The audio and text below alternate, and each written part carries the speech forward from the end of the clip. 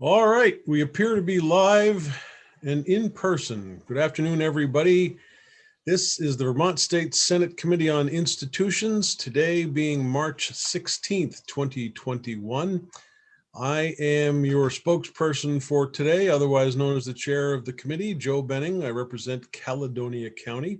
We also have with us committee members, Senator Mazza from Grand Isle, Senator Ingalls from Essex Orleans, Senator McCormick from Windsor. We are expecting Senator Parent from Franklin, but haven't heard from him yet. Today, we are talking about the Vermont State College system. For those of you following along in our itemized spreadsheet, that would be section 8, specifically lines 88 through 91. We're also going to have some general conversation about the state of the system. And with us today, we have 3 folks from the state college system, including the chancellor. Sophie Zdatny, how are you this afternoon? I'm very well. Thank you very much for having us here. I don't know who would like to lead off the conversation, but since you are all basically here, I think you might have been here earlier in the session, but at this point, I'm going to repeat what I said earlier on. This is a live YouTube discussion. We have no idea whether there are members of the public who are watching. I do have 3 new committee members, one of whom is a brand new legislator.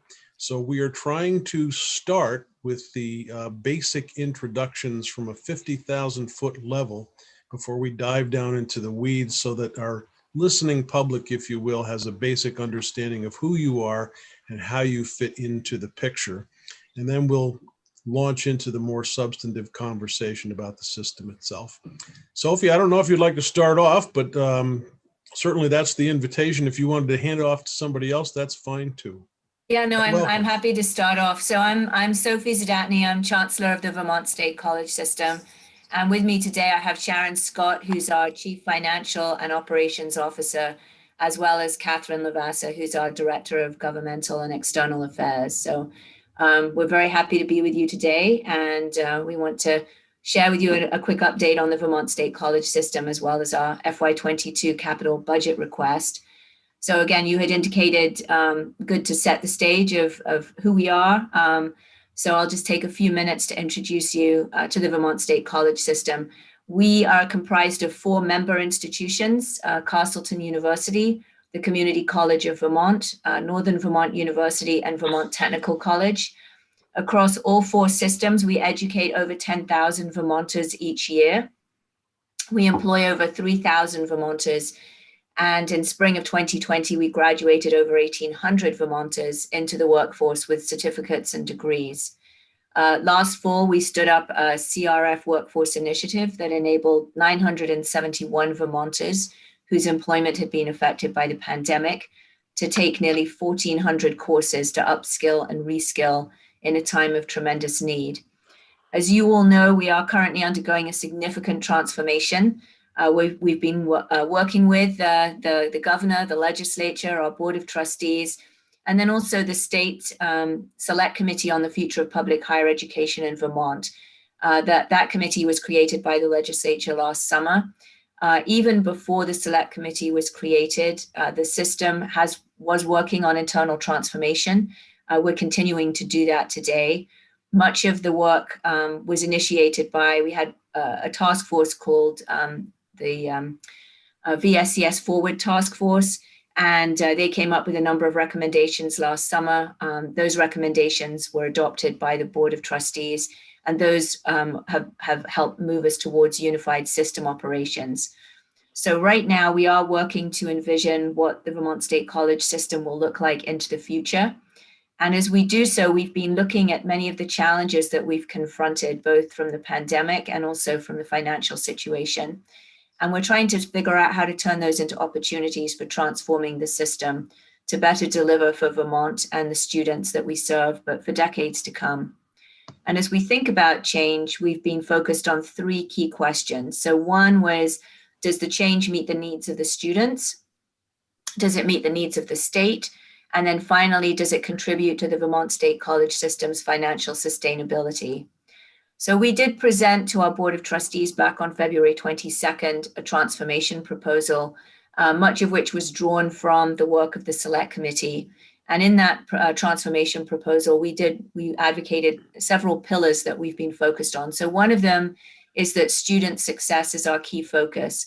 And that means that we are committed to delivering on the higher education and continuing education needs of Vermont and Vermonters, while preserving the high-touch, personalized approach and close-knit campus communities that we're known for. And while doing that, we do seek to better serve students where they are, with a learning modality that works for them, on a schedule that works for them, with the courses, programs, credentials, credit-bearing and non-credit-bearing, that provide them with the skills they need to attain their life goals, and at a price that they can afford. So one of the other pillars was education for life. And with that, we're looking to create opportunities for Vermonters at every point in their adult life. So from our early college dual enrollment programs for high school students, through credentials of value for working adults and those looking to upskill and reskill. And we do recognize that moving forward, we need to develop even more high quality educational opportunities that meet the needs of students, employers, and the state by expanding on the availability of credentials of value. So associate's degrees, as well as credentials and certificates that enable students to secure higher paying employment or advance at work.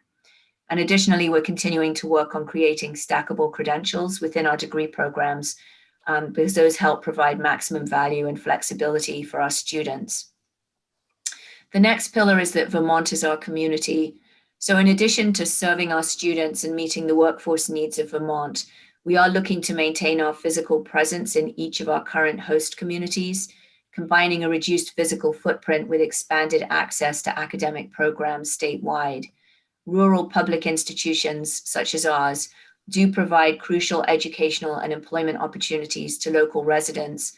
They serve as economic and social and cultural anchors in their host communities, and they help to educate workers in high demand local industries such as healthcare, education, business, mental health counseling, hospitality, and tourism.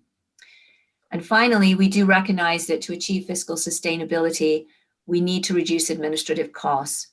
And so one of the proposals that came out of the Select Committee's work was seeking a common accreditation for Northern Vermont University, Vermont Technical College, and Castleton University, while maintaining CCV as a separate institution, and then also engaging in further system-wide administrative consolidations. And so that is the work that we're currently looking to undertake. Our Board of Trustees did adopt those key recommendations at their February 22nd board meeting. So one thing we do know is that transformation will take both time and money, which is why we do have a big ask with regard to our capital request. The Select Committee's report has recommended maintaining the physical presence in all of our current locations, but there are significant capital costs associated with transforming our institutions, to be the Vermont State College system of the future. So to provide some background on our campuses, I'm going to turn this over to our Chief Financial Officer, Sharon Scott. And I believe Catherine has some slides that we'll be showing you as well. The Vermont State College campuses have 145 buildings comprising 2.3 million square feet of assignable space on over 1,300 acres. A growing number of our facilities are in need of maintenance and repair, and these repairs are substantial and necessary to prevent further deterioration of buildings and our costly repairs down the road. For the last several years, our annual capital appropriation has ranged from $2 to $3 million and is primarily used for deferred maintenance and safety projects. And we are incredibly grateful for the support that we've received in these capital funds. And we'd like to take a minute to share with you a few of the upgrades that were made possible by the investments in years past. For example, capital funds have been used in recent years to update and reconstruct sidewalks, parking lots, and walkways that both pose potential safety hazards to users and were an eyesore to our campus visitors, including our prospective students. Additionally, windows, air conditioning, roofs, and HVAC repairs have allowed us to improve our air quality and reduce our heating costs and carbon footprint. These repairs are vital to preserving the quality of our buildings and the visual appearance of our campus to visitors. For example, at Castleton University, we recently updated Granger House using a combination of capital money and other funds. Major updates included repair of a leaking slate roof and related damage to ceilings, repainting the interior, and significant repair and painting of the exterior of the building. They've also been able to fully upgrade the electrical system, and they were able to regrade the yard. This past summer, the Bentley parking lot on the NVU Johnson campus was repaved. While this project was not nearly as exciting to look at as Granger House, it made an enormous improvement to the functioning of the space and dramatically reduced the hazards to cars using the lot. Another project at Northern Vermont University that was also completed this past summer was the replacement of the Shape Fitness Center stairs on the Johnson campus. As you can see from the condition of the paving in the foreground, prior to the replacement of these stairs, they were not in good condition. Replacement had a big impact on the Vermont State College's ability to keep its students and visitors safe. So while these investments are critical to the success of the Vermont State College system and the success of our students, we do want to take a minute to share with you a little bit more about who our students are.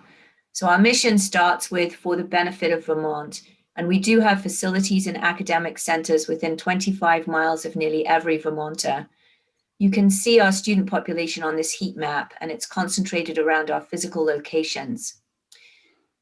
I do want to share with you that it's very easy to fall into the trap of assuming that every college student comes from a stable middle-income family, that every student has a home to go to when residence halls shut down due to the pandemic, that every student can afford a residential four-year experience. And while we do serve many of those students, the reality is that we serve all Vermonters. We have included several student stories in the packet provided to you that tell the story of the students we serve, and we do hope you have a chance to look at those when you have a free moment. So in educating over 10,000 students each year, our campuses are centers of academic excellence, culture, and community. Most importantly, 83% of our students are Vermonters, and we educate more Vermonters annually than all other institutions of higher education in the state combined. In addition, 2/3 of our alumni live and work in Vermont. This past year, more than 1,800 Vermonters graduated from our schools with degrees and certificates and entered the workforce. In the fall, we had almost 3,300 first-generation college students enrolled, and we're currently educating almost 3,000 low-income undergraduate students. We create pathways to affordable certificates, degrees, and credentials, and provide economic stability in the rural regions of the state where our colleges and universities are large employers and economic anchors. As a system, we employ nearly 3,800 people, and our employees live in every county of the state, including the communities that you serve. We're among the largest employers in the state, next to the state of Vermont, the University of Vermont, the state's largest hospitals, and a few of the larger businesses. Regionally, our colleges stack up as large employers as well, employing hundreds of Vermonters in our anchor communities. We do offer competitive wages and benefits and are a significant employer for Vermonters of all educational attainment levels. In addition, our top enrolled programs align with Vermont's workforce needs for mental health professionals, childcare providers, entrepreneurs, educators, healthcare professionals, and more. And while the importance of the Vermont State College system to Vermont is undeniable, we do face significant challenges if it's to continue to meet the needs of Vermont and its students into the future. As Chancellor Zadatny has just shared, the challenges facing the Vermont State College and higher education in the Northeast are well known, though the process of transformation will continue for the foreseeable future. As a system of highly tuition-dependent institutions, we continue to focus our resources on our core mission, academic programs, and have limited capital to support our existing facilities, as well as to drive change. Looking ahead, we have carefully considered our FY22 capital appropriations request. The Vermont State Colleges have two primary proposals for capital needs, and we ask today for a capital appropriation of $10 million this biennium to support these efforts. The request is updated from our original ask to the administration for $22 million and reflects the further work done by the Select Committee to outline our transformation needs. Our top priority is construction, renovation, and major maintenance in an amount of $4 million for the biennium. Due to the challenges Chancellor Zadatny has noted throughout this presentation, the Vermont State Colleges has diverted its critical resources to its core mission of teaching and learning. The result naturally is increased deferred maintenance. A continued lack of major maintenance means that emergencies will become more and more prevalent over the next few years. These emergencies will be more costly to repair and will likely come with significant opportunity costs. Therefore, the Vermont State Colleges proposes creating a fund to cover the cost of emergency maintenance projects across the system. These projects would allow the colleges to perform instantaneous major repair for things such as a boiler failing in the dead of winter, roof leaking, responding to a library flood, a sprinkler burst, water lines that have frozen, or a heating line coil failure. And also to complete preventative and deferred maintenance projects, such as sprinkler and fire alarm and planned replacements, elevator inspections and planned upgrades, boiler inspections and planned repairs. The Vermont State Colleges request $4 million this biennium to address these instantaneous major maintenance issues. The legislature's Select Committee for the Future of Public Higher Education in Vermont will complete its work in April 2021. The initial and revised reports submitted in December and February recommend transformational changes that will require capital investments. Recognizing workforce needs, it may be necessary to renovate buildings into facilities suitable for hands-on learning, as well as working and learning communities.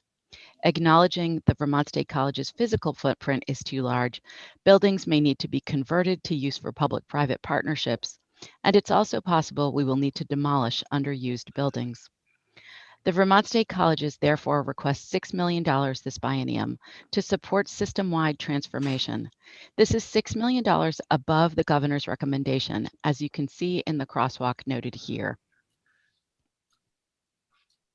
So we thank you for the significant investments that you've made in the Vermont State College system in previous years. The support has been critical to our success, and we are grateful for the administration's attention to our capital needs. As we look to FY22 and beyond, we know that transformation is necessary to keep us moving forward. And again, we have taken initial action both in the Chancellor's office and at our member institutions, and will continue to do so in the coming months as we continue to move forward with the work of transformation for our system. So thank you very much, and we're happy to answer any questions that you may have. Take a wild guess and say that you folks have made this presentation at least once before. At least once, yes. You've been to our counterparts over in the House. Right. And can you tell me what kind of reaction you got from them?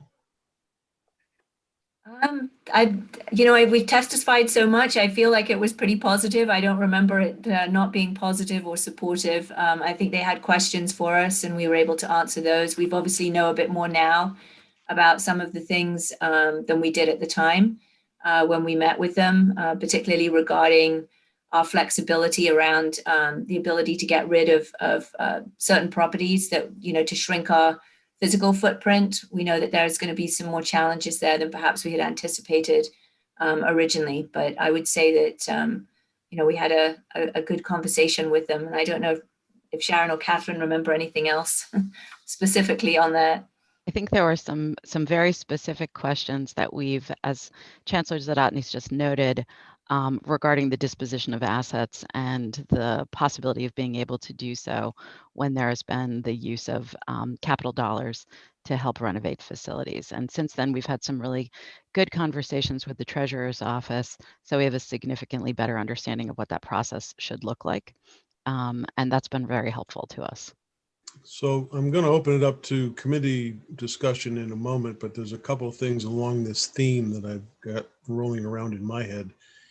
The footprint downsizing, if you will, that you're dancing along the edges of. I'm looking for specifics if you've had them focused on. I don't know that you have, but if you have, I'd love to hear what the description of that is. I'd also like to ask if there's been consideration about the state college administrative offices being consolidated within individual institutions as opposed to having a flagship station all by itself. Yeah, so after the announcement last April both Northern Vermont University and Vermont Technical College created their own internal task forces to look at ways that they could reinvent themselves, and particularly the property piece was a significant portion of that. So both Northern Vermont University and Vermont Technical College have been considering what buildings they have on campus, or sometimes not even on campus. Often they've had buildings donated to them, or they've purchased in town or whatever. So there are these excess pieces of property that perhaps now would be a good time to think about divesting ourselves from those. So they've been looking at their campus footprint to figure out, what changes could be made if there are buildings they no longer need. Northern Vermont University is moving forward with this learning and working communities concept. So for example, they're interested in seeing if there are employers who would be willing to move on to the campuses, to take up office space on campuses, and then offer the ability for students to work, have internships, et cetera, with those employers. So really trying to build greater bridges between town and gown, and bring sort of people onto the campus. Vermont Technical College also is looking at similar things. They're also looking to allow many of their employees to continue to work remotely, which means they need less office space than they did before. So they've been looking at what buildings and how they could reconfigure buildings to address that. In the Chancellor's office, we have a lease that runs through to next summer, and we've already indicated that we do not intend to renew the lease. We anticipate that we will, we don't have it ironed out in minute detail, but that we would not be looking to have a standalone Chancellor's office at this point. Many of the folks that work in the Chancellor's office travel considerable distances to get there from all corners of the state. So we have folks coming from the Northeast Kingdom, we have folks coming from Chittenden County. So to locate it somewhere else is, it's going to add to the commute for some, maybe better for others. But one thing we've learned through the pandemic is that we were able to transition our office, very smoothly to being online and being remote. And so we anticipate offering employees, the flexibility to continue to work virtually rather than coming into a physical location, to the extent that we may need a physical office to hold meetings, et cetera, or for the Chancellor to be based to have ready access to the State House when that happens.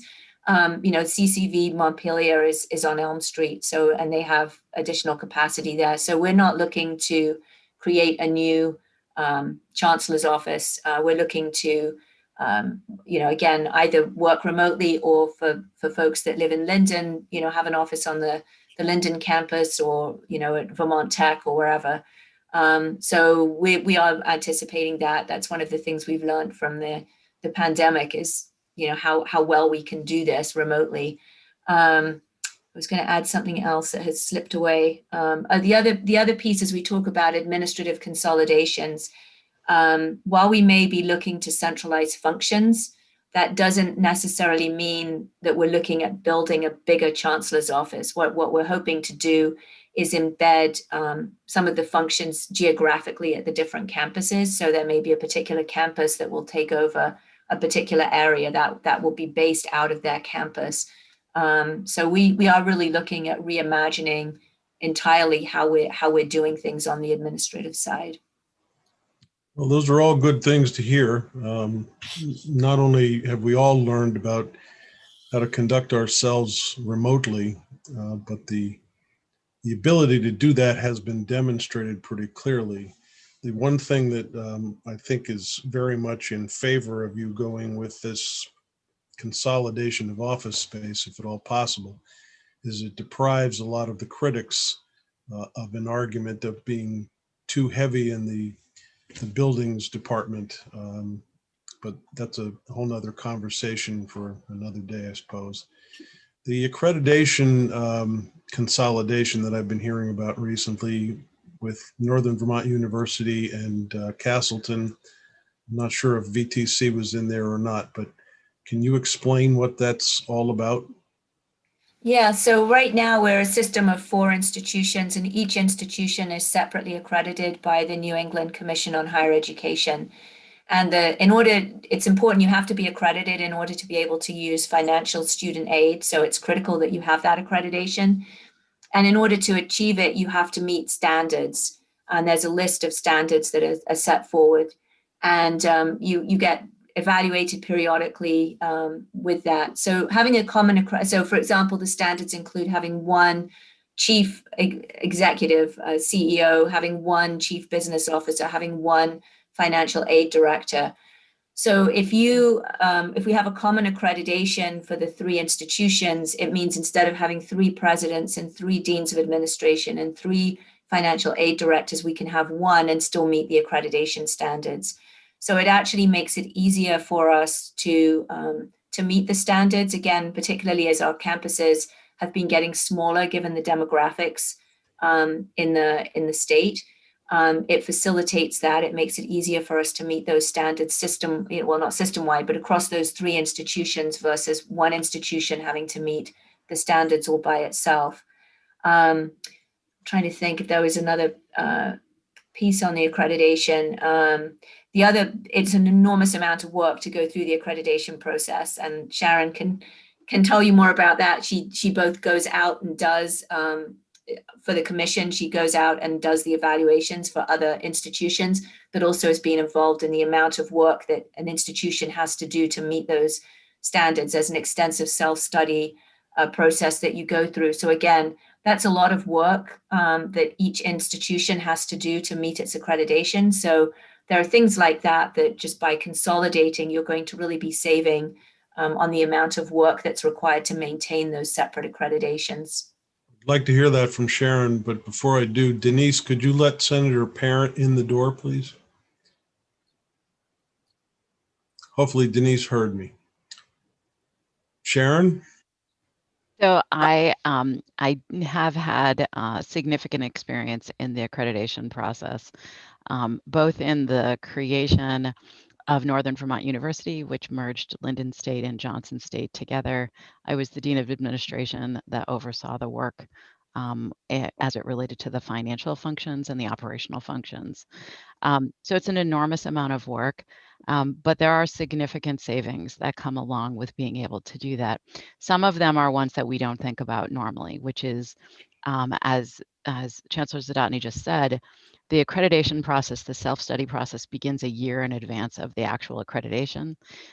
It requires hundreds, if not more than a couple of thousand hours of preparation for that, and then a week of full evaluation with the accreditors while you're undergoing it. Today, we go through that 4 times for every institution. While it's supposed to only be a 10-year accreditation, there's actually a 5-year self-study process as well. And then there's often 2-year accreditation visits in the middle. And so it's really an enormous amount of work that's undertaken today, just as one small example. In other things that come along with being able to go through that process, by being a singly accredited institution, we're able to take advantage of a lot more critical buying power as it relates to things like purchasing advertising, creating materials, dealing with marketing that comes along with that. But also, again, as Chancellor Zadatny just noted, there's the personnel aspects that come along with it. We're able to develop a career path for individuals that we can't do today. We often have departments of one that are unable to really meet all of the compliance standards themselves. And so by bringing together 5 people, we're able to do that much more efficiently and be able to look at that across the institution. So there's some really significant value in this as we look forward. Also, the opportunities for our students, we're able to offer significantly more to them together than we are separately. So what do we give up by going in that direction? Well, I mean, we've been part of a system which you would think we'd be more consistent in how we do things.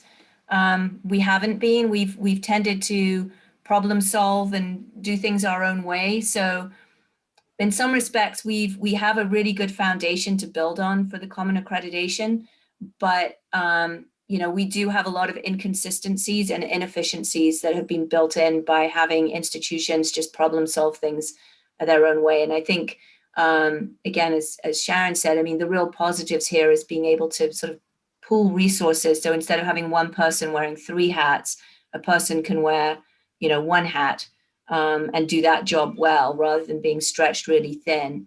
We would have one president, one provost for the whole combined entity. We would still need to have people on campus to be the head of campus, so to speak, to be there in the event of an emergency or anything else. So it's not as if there wouldn't be a leader on the campus, but they wouldn't be necessarily the president, the provost on the campus the way you would have right now with the individual institutions.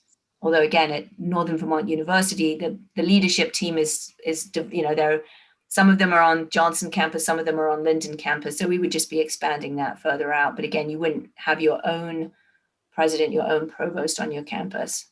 So you're thinking pushback is primarily a traditional parochialism? Yeah, it's been interesting because, our labor unions, the labor task force came up with their proposal, and they were actually proposing consolidating all 4 institutions into one. So I do think there's been significant recognition internally that this is the scale of transformation that we need to do.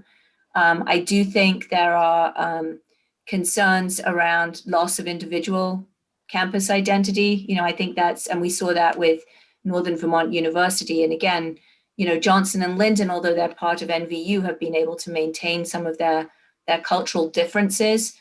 We would hope to accomplish that moving forward with this. But I do understand that it's a challenge for people that, their whole careers have been spent. They may be an alum of a particular institution and that the name has changed. So. Okay. At this point, I'm going to open it up for committee conversation. Senator Mazza.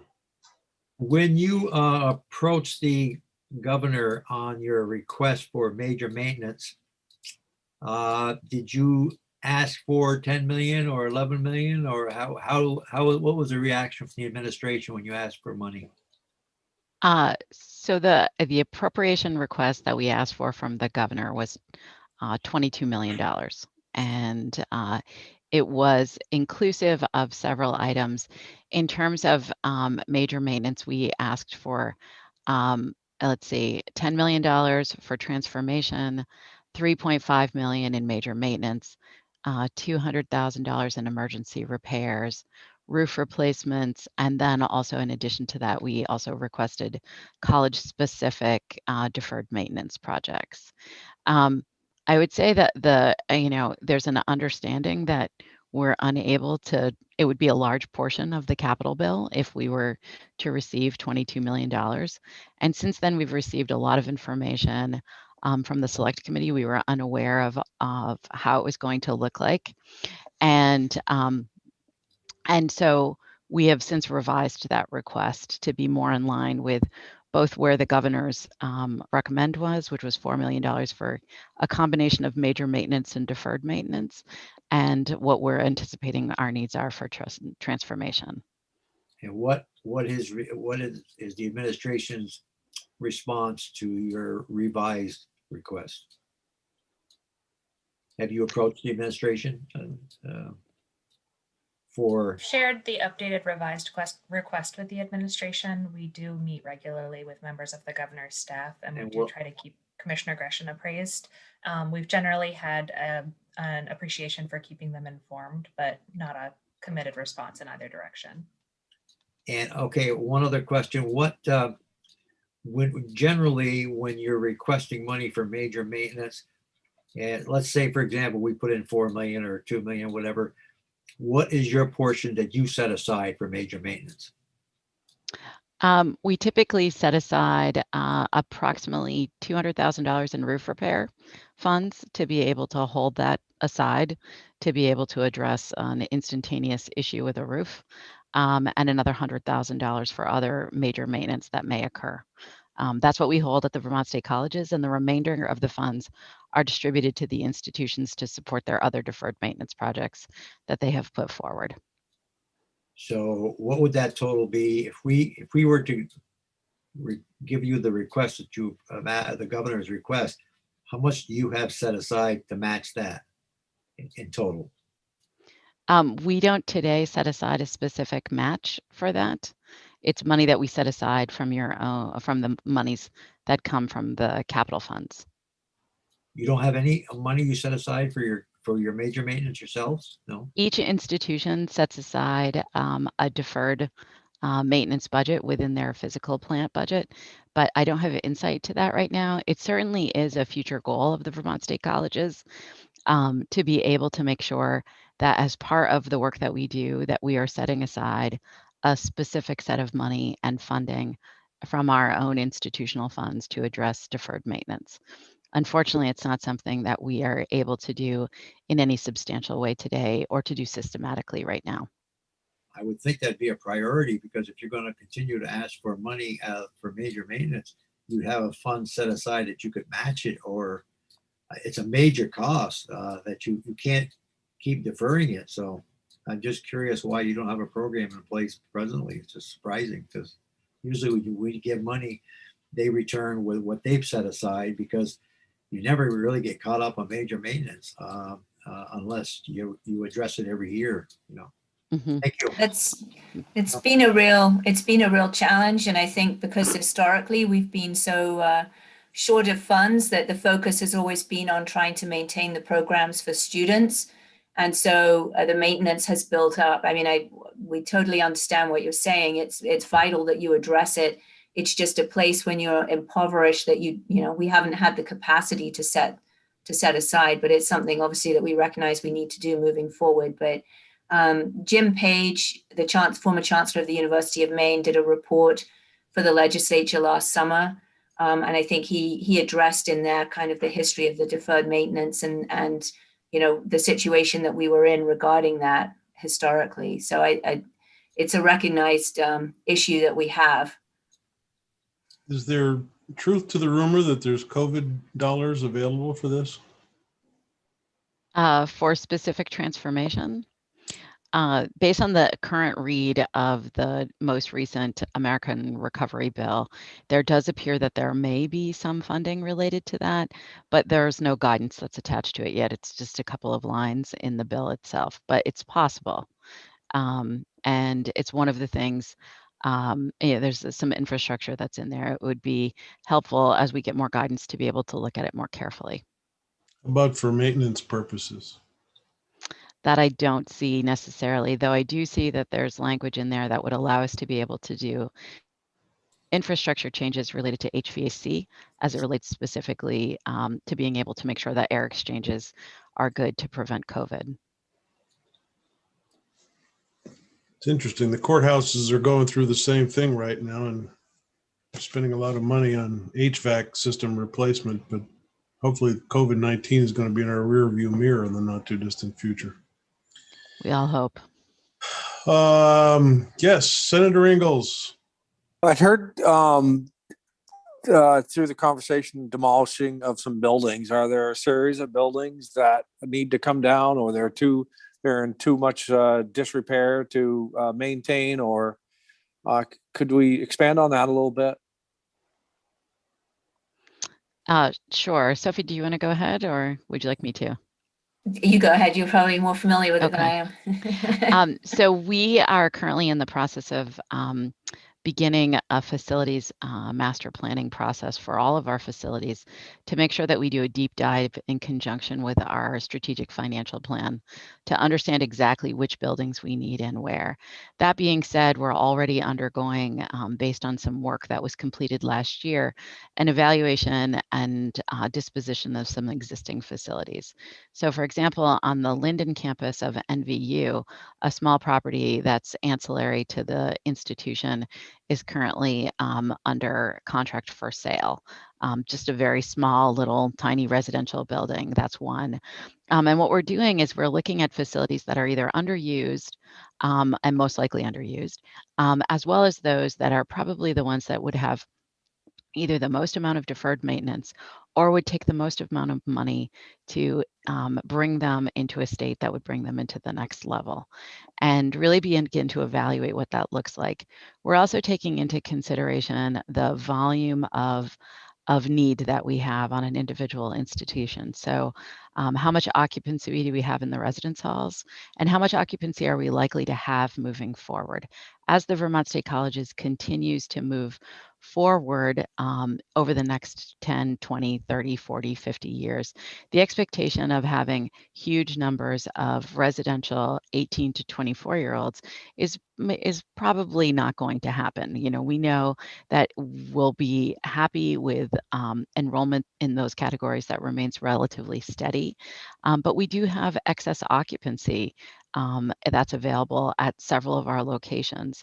And so really looking at that as a lens to say, is that a facility that might be good for a public-private partnership, as Chancellor Zadatny noted earlier, regarding bringing in an outside business to come and be on our campus and work with us and give students internship opportunities and opportunities for growth? Or is it potentially a building that might be good for an outside entity to bring in low-income housing or other housing that might be better? Or if the facility is not good enough for any of those things, is it a facility that might be worth demolishing and reopening up some green space on the campus? So those are all things that we're looking at right now. We don't have the details specifically, but we've begun a fair amount of that work at both the NVU and VTC campuses. They actually began that work last year, looking outside with an outside partner to help evaluate the commercial opportunities of their buildings. One of the things that have been talked about, and Sophie, this is before your ascendancy to the position, but there were several conversations going on about the shrinking student population and the need for these institutions to have good salespeople out of state.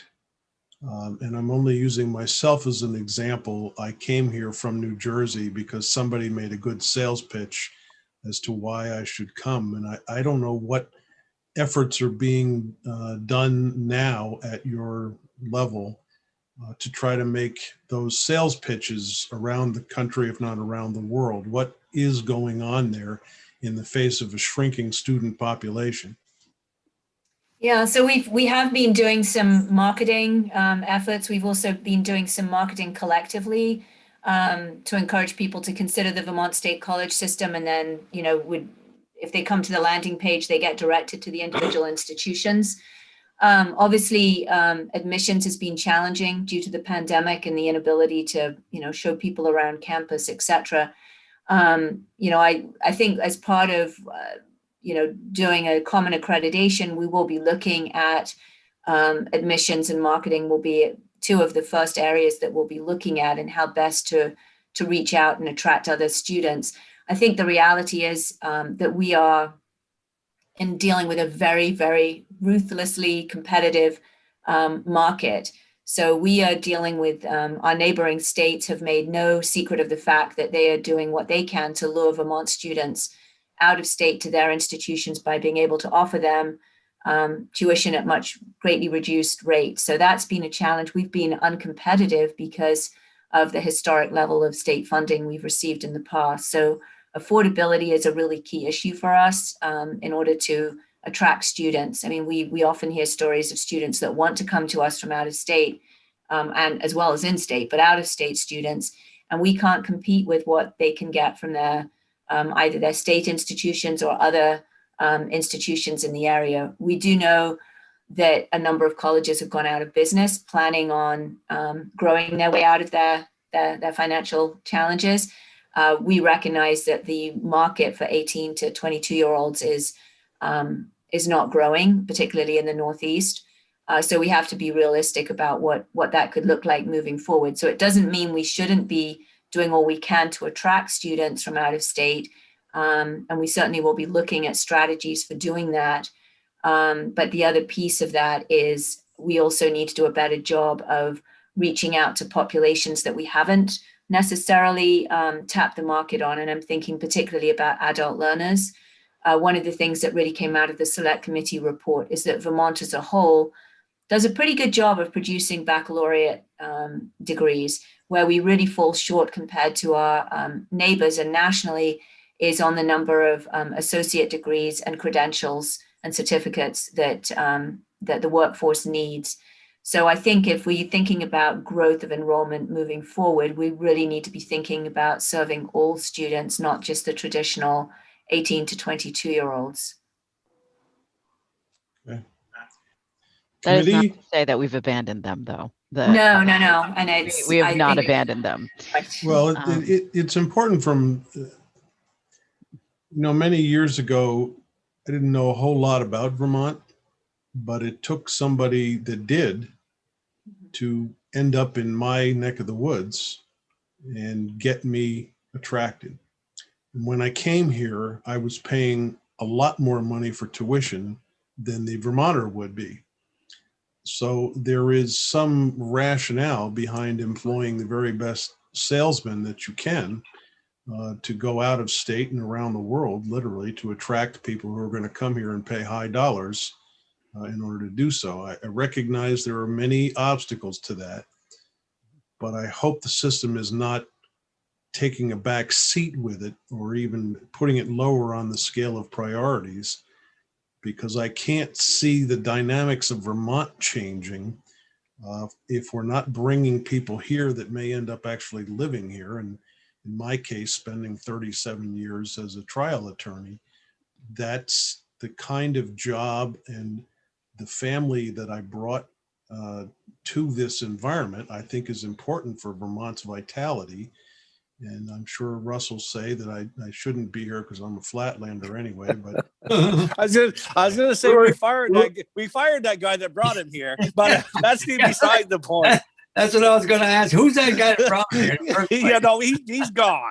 He's gone. yeah, well, we got to get him and any females associated with that with him back.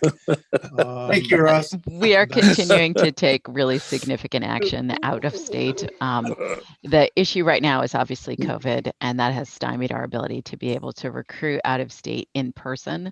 But we have extensive social media ad campaigns that reach out of state really significantly. And the great thing about social media is it really gets to the heart of where the students are living, whether it's Spotify or YouTube or Twitter. Wherever our students are is where we're trying to make sure that our advertising is located, and it can be hyper local to what they're interested in. So where it was great when you were recruited in New Jersey and clearly someone captured your attention, we can do some of that same thing with some of our virtual advertising, where we can get right to here's the image of the thing that you are most interested in. It doesn't supplant our ability to be able to go in person and recruit as well, though. And I can tell you that our recruiting staff are anxious to get back out on the road and actually meet with students face to face, because that's where they get a lot of their energy from. Do other we piece- offer?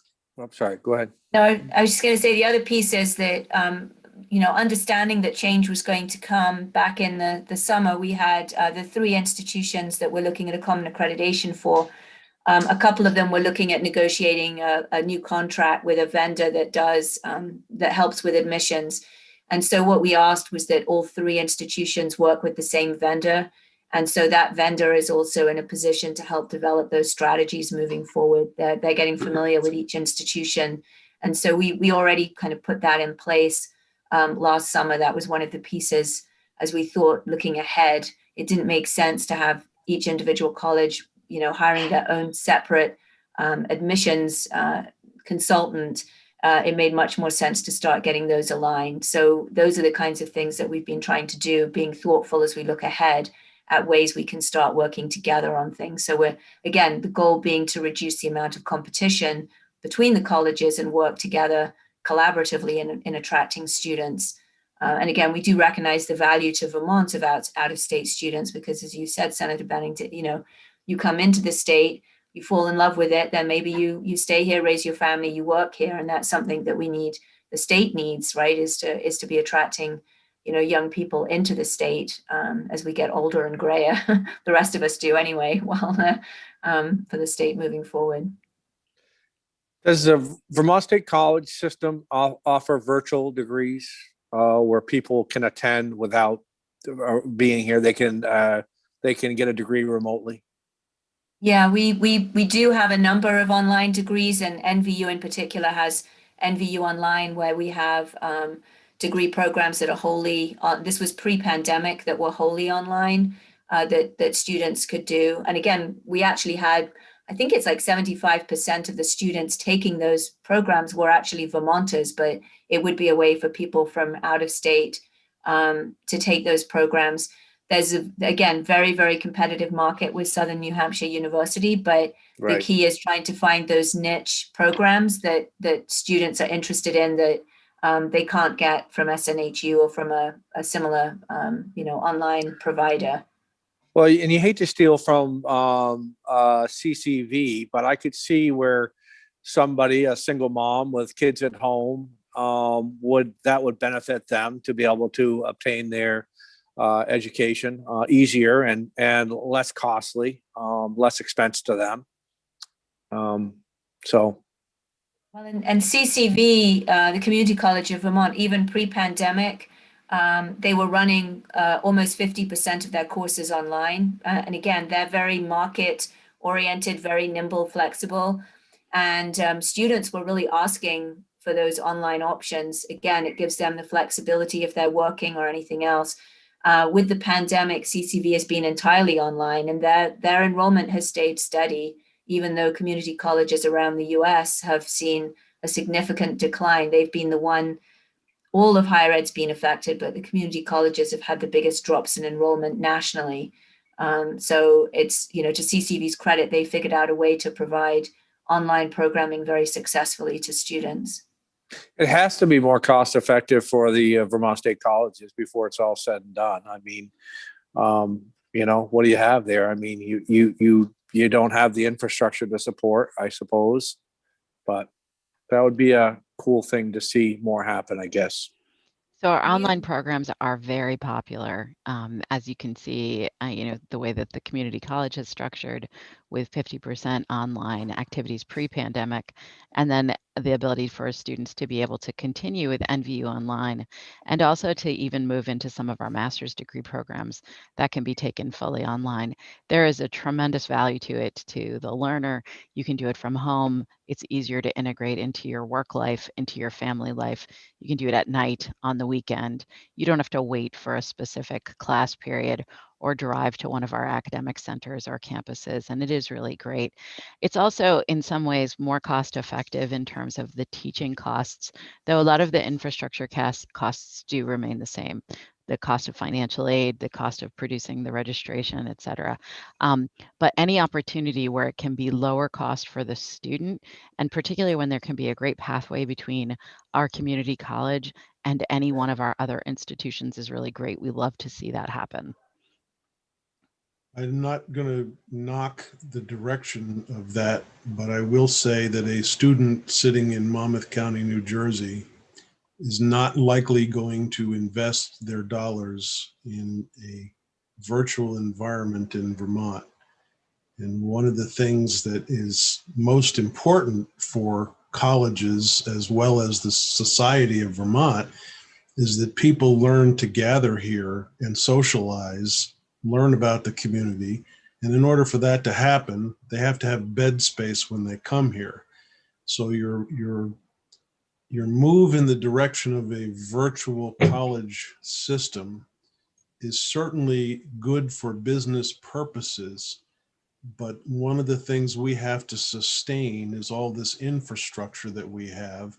And we also need to have people, live bodies, coming here to congregate and learn what Vermont is all about.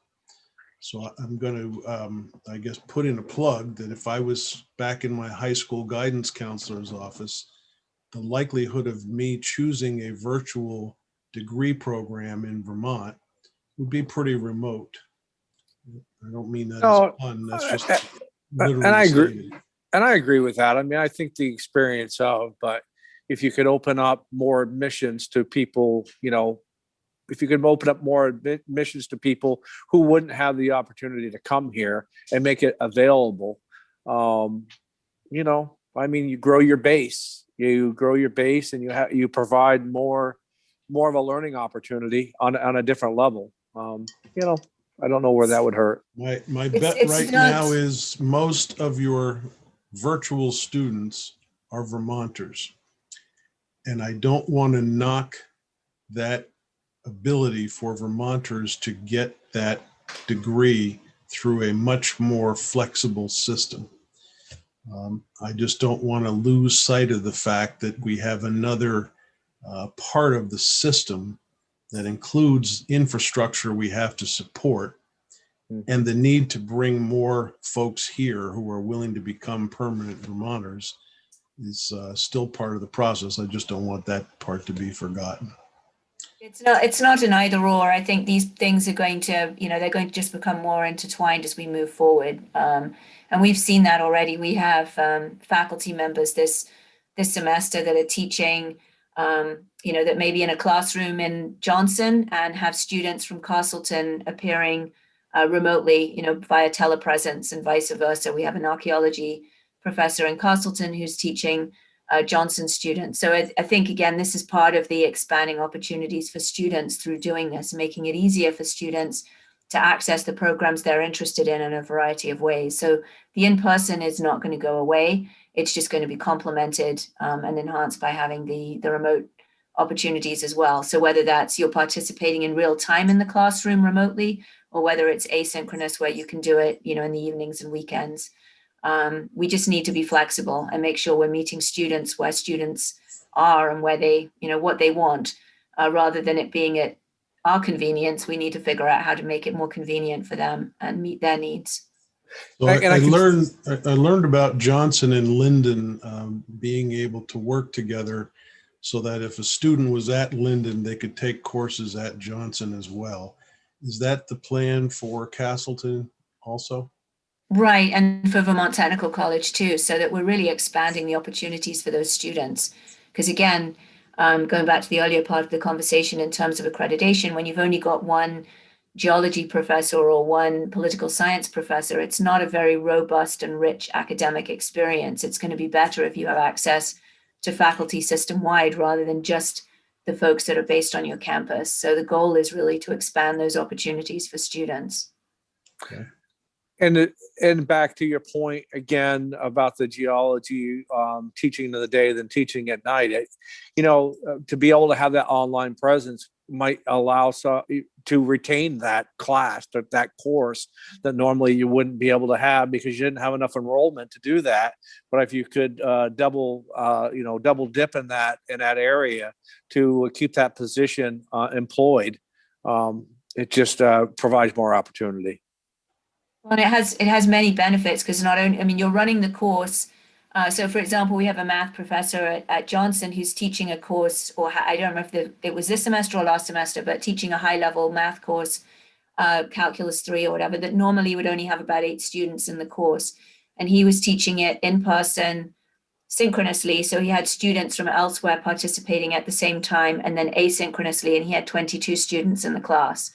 So that's the kind of thing we need to be thinking about. So again, those upper level courses that otherwise we struggle to fill and are costly to run, and this was something that came out in the select committee's report. We're running a lot of courses with 5 or fewer students in, or 10 and fewer students in, and it's just not economic to do that. But again, if students don't have access to those courses, it delays their ability to graduate on time. It restricts their opportunities. So I think there's a real win-win here. For students and for faculty too, that the faculty can have more students in their classes, and the students can have access to more classes as well, and then get through their programs on time, so they're not incurring additional costs to get their education. So as legislators, we get tons of emails from constituents who have all kinds of magical solutions to the problems that are faced by the state colleges, as well as virtually everything else you can think of in Vermont government. But I heard a couple of things I'm just going to throw out there and see what your reaction is. One of your professors suggested that institutions be used on a much broader scale to interact with the community. And specifically, the example that was given was that Linden should become a hub for all of the broadband system in the Northeast Kingdom. I don't know if anything like that is contemplated, but I'm curious as to that example. Is that something that's being considered? Yeah, so we, we are thinking about floating hubs, ways to provide centers so students can come. So for example, if you lived in St. Johnsbury but wanted to do a course through Castleton, that you would be able to come to the Vermont, to the Linden campus to do that. We're certainly looking at creative ideas for how we can help support communities and really strengthening those town-gown relationships and figuring out ways. I mean, again, given our location, we are in these very rural counties that if we were to leave, that would be devastating to those local communities. So building those connections, I think, is really, really important for us as we move forward. And we certainly would be interested in, figuring out if there are other ways, we can serve the state. We do have a number of things out now right now with critical occupations. I mean, really trying to make sure we're serving the state as well and meeting workforce needs. So there's a lot of different programs and ideas being explored right now, particularly with the potential additional money coming in from the federal government in terms of how we can really be fulfilling what it is the state needs us to be. And if that includes, broadband in Linden, that's something we can think about. I do know last summer when the pandemic hit, we did team up with Velco to provide Wi-Fi hotspots on all our campus parking areas so that local community members that didn't have access to good quality broadband at home were able to go onto our campuses and access broadband there. So, certainly anything we can do, and broadband will be critical. Again, just feeding off what we were just talking about a few minutes ago in terms of access to programming, to have those options to be able to participate remotely, you're going to need to have good quality broadband. So that's obviously an issue that's very important to us. Do you have the expertise to become literally a provider of internet service, to roll out to the last mile in the Northeast Kingdom and have Linden as the central hub for all of that? We have programs where we educate people that do that, but we would not ourselves, I don't believe, be taking that on. But Yeah. certainly VTC has programs, to help train and provide the skills that people need to go out and whatever it is you do with broadband, lay it, whatever it is you do, but go out and make sure that we are reaching all those homes. So we're willing to support those and be a partner on any of those kinds of initiatives, but we ourselves would not be in the position of, taking on doing that kind of work. Okay. Another constituent sent me a note saying that anyone who is put on the wait list at UVM should be automatically enrolled in the state college system. I don't know how you react to that. More than happy to take anybody that is that's interested in coming to us. So we do know historically that there is certainly overlap with UVM to the extent that if UVM digs deep into their wait list, it definitely has an impact on enrollments for us. And we've seen that in the past where they've struggled with enrollment. It does have a knock-on impact for us. So I do believe that we do receive a number of students that have been waitlisted at UVM do come on to the Vermont State College system. But again, we're largely open access institutions. So if they're on the wait list at UVM, I don't think they would have any difficulty finding a home at one of our colleges. Okay, Senator Mazza. I hear from time to time there could be a better relationship with UVM and state colleges. Is there any seriousness to that issue? Because they've talked about it and said there could be a lot of working together and saving and benefiting from that. Any conversation ever held with UVM to kind of work together on issues? Or yeah, so we do have a good working relationship with UVM. We've been thinking about ways to build on that moving forward. I think there's interest there from UVM as well. All of higher education is having to, take a step back and really think about what they're doing and how best to do it. We've been talking to them about our libraries. We have CCV and Vermont Tech have a very successful virtual library. And Castleton and NVU are thinking about how they can become part of that virtual library. But as part of that work, we reached out to UVM to see if there was a way in terms of subscriptions to electronic resources, if we could share the costs of things like that. I think there's definitely room there. We do already work pretty closely with them on a number of things, and we're always open to having those conversations with them moving forward. If there are places that are mutually beneficial for both of us, we're more than happy to work with them on things like that. Committee, any other questions? Senator McCormick. Yeah, just if you filled every dorm room, if every classroom was filled, if every course was fully subscribed, what is the capacity of the state college system today? Not what do you have, what could you accommodate? What do you have the physical presence to accommodate? And then what is the actual student population? I guess what I'm wondering is how much excess capacity do we have? I'll let Sharon answer that. I mean, Sure. Just quickly, I would say, residential capacity is one thing, and that's relatively inflexible. But right now, again, with the ability to provide online instruction, our capacity to provide courses is pretty large. But I'll let Sharon follow up. So for our physical capacity to accommodate students based on residential capacity and physical capacity in our academic centers and campuses, it's about 13,000 students, which is about our peak in the last 15 years. At that point, we were, pretty heavily subscribed. We were using facilities and residence locations on off-campus locations, renting hotels and other locations to do overflow for our residence halls. We're running right around 10,000 students or so right now in the Vermont State Colleges. Now that is a pandemic number, and that's about 1,000 less than it was the year before. But we know that our residential capacity is uneven at our facilities. So depending on the institution, residential capacity pre-pandemic was running around 85 or 90% in some locations and around 50% in other locations. So it depended on the specific location, what that residential occupancy looked like. But as Chancellor Zadatny notes, with online education and with looking at adult learners as an option, the head count is actually, as a productive number, is less an important number to us, as is the actual net revenue that comes from dealing with our students. Because that's really what we need. That's the productive number that helps us cover our infrastructure costs.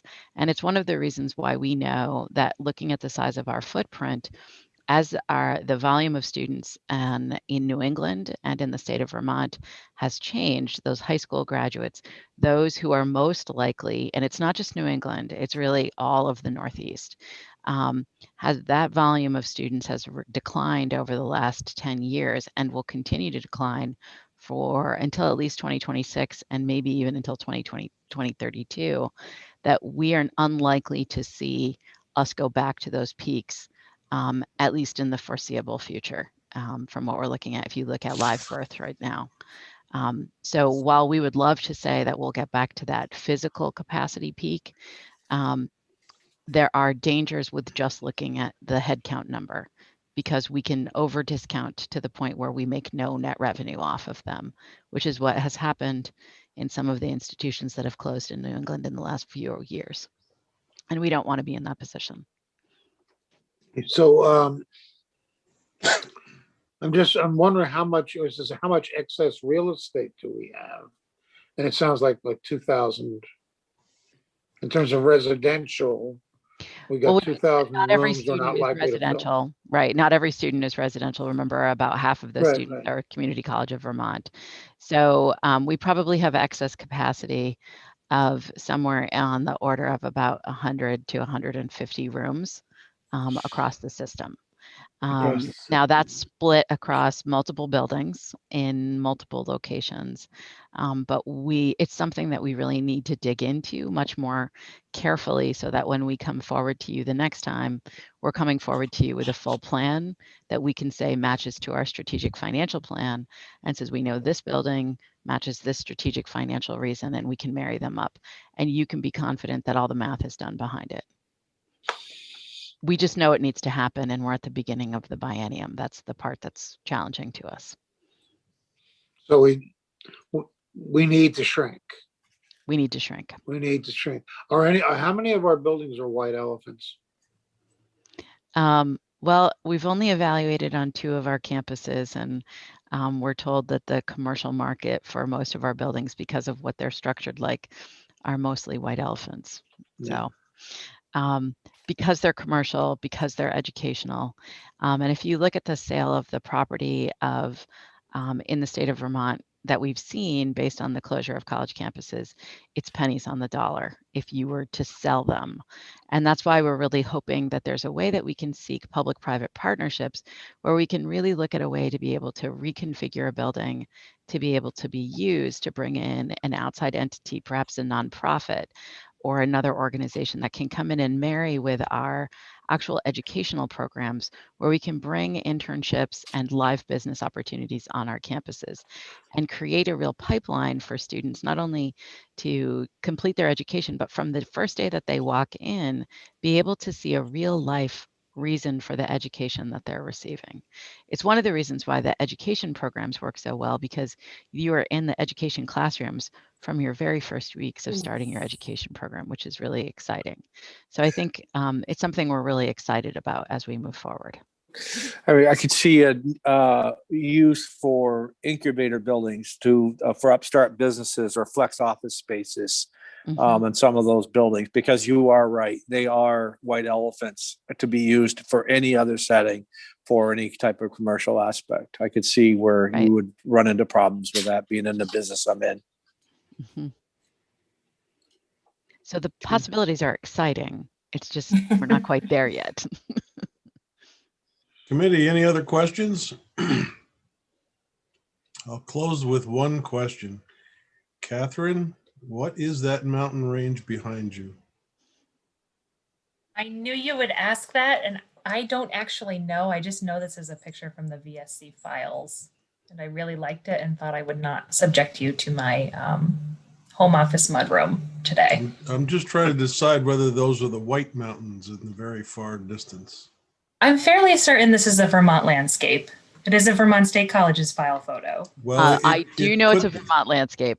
That much I can tell you. Like Catherine Benham's background also. Right. Even the far distant mountains, that almost The looks far like, distant mountains might be the White Mountains. I believe this was actually from a series of photos that were taken by Linden students. So it's quite possible. Those are the White Mountains. It's quite possible that those they're are the White Mountains in the background. Distance, so. All right, ladies, thank you very much for coming to join us this afternoon. I'm sure we'll be hearing from you again. I will say that one of the consistent themes in this committee with the state college system is that there has been a constant desire to see a plan. Personally, I'm feeling a little more comfortable that there is a plan underfoot, and we wish you the best of success. So thanks for coming. Denise, if you could take